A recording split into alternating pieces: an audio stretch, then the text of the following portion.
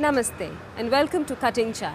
Known for his keen shopping insights, this man has been responsible for the launch of several successful food formats like DMart, KB's Fair Price and Food Bazaar.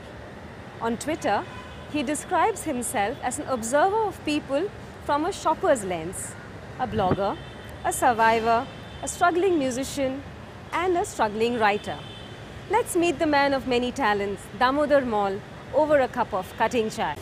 So obviously you have gone deep down and dived into customer insights. You've spent a lot of time on the shop floor and you know that there's always a tussle between category and operations. So do you have any tips, any important pointers that you can tell our MBA students as to how to avoid such pitfalls or how to get them to work together? No, I think whether it is merchandising category or operations, all of it comes together on the shelf. Sure. And it's all the thinking and strategies and methods on assortment, merchandising, activation, and all our efforts on presentation in our stores, managing customer service, and the last mile connect with the customer. Unless they sink in together, come from the same set of beliefs and different streams would work. And I think there is evolution equally happening on both sides. I think both in our category approach and the manner in which we run our stores, we have a unique future group way, and both the teams are custodians of this unique future group way. The customer sees the combined picture, and we have to keep assessing ourselves and take our tasks from there. This lover of all things desi, that's what your Twitter description says. Why desi? What about it? Is this a symbol of the desiism? And what else does Future Group do to bring home the fact that we are an Indian company and we like to do things the Indian way? It's not like or personal preference of some bunch of people that we are Indian. It's our belief that the customer, Indian customer, and the stage at which Indian market is evolving has its own way of asserting and having its way with us. So unfortunately, most of our education that we all go through seems to tell us that what our grandmothers teach, what our communities teach, the manner in which they behave is pre-modern. And the modern way of thinking, the modern way of working is the Western way of working. We believe that the confident Indian customer will not travel the journey in that manner. And therefore we need to learn from grandmothers, we need to learn from mothers and bring that ethos. We need to learn from traditional trade and bring that ethos in our working. The cutting chai that we are having is what, if you visit any grocer in most parts of the country, you will be served cutting chai. Its formulation, the way it is made is very Indian. The manner in which it is made and the manner in which it's offered is also different. The difference is you typically get in many parts of the country a full cup and an empty cup. Correct. And the shopkeeper then shares. Correct. I've seen that. So you're having, it's frugality because in one chai, both of us are having chai. It's also sharing. I'm having the same thing that you are having. I think there are various relationship values that are embedded in the symbolism of cutting chai. And we believe we must surround ourselves with this kind of symbolism because it then keeps us anchored in the confident Indianness, which drives everything from strategy to what we do on the shop floor. So you've loved your journey through Future Group. Absolutely loved it from what I can make out. So suppose you had enough money and you could retire today, would you? Well, if retirement to me means going back on the shop floor and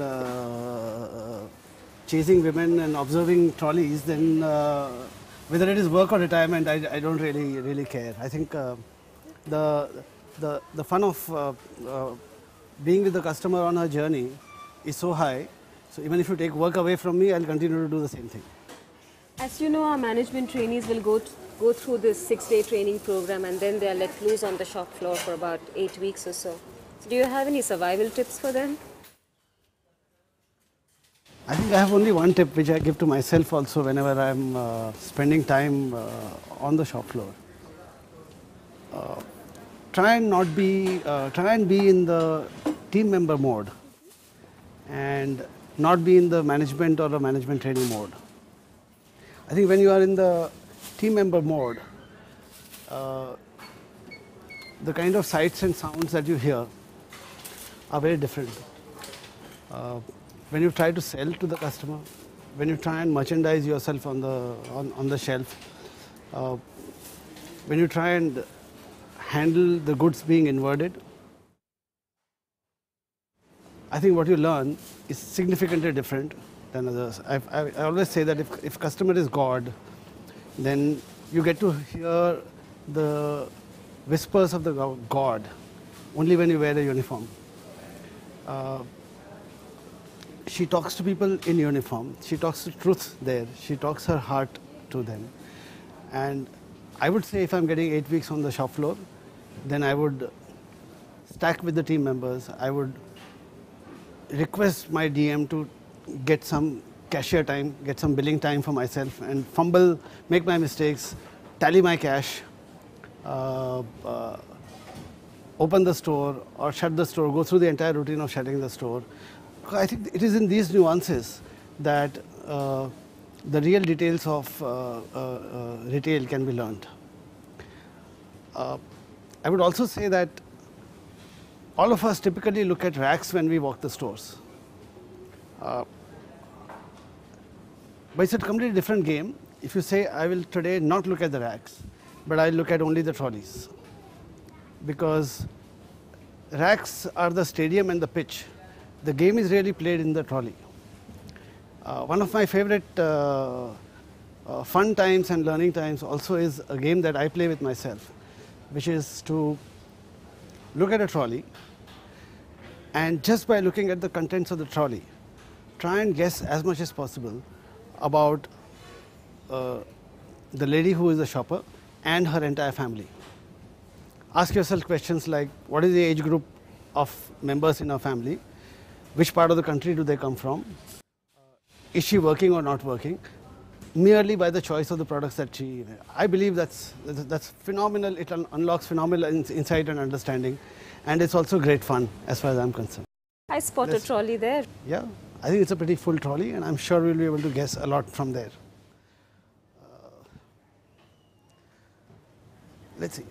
The Kellogg's Fruit Loops, Honey Loops tell me that there is a kid in their home. And you see some Bonvita there. So it's a young family. There's a women's variant of cornflakes as well. And I would put a bet on the family being from south of India, from the quantity of urad dal that I see here. And that confirms it. Eastern is a brand from the south of India. So the choice of masala tells me that it is Kerala, Tamil Nadu, Malabar kind of family. Okay. Non-vegetarian, because I see a mix of vegetarian and the snacks also is Rajam Snacks, which is South Indian specialty snacks.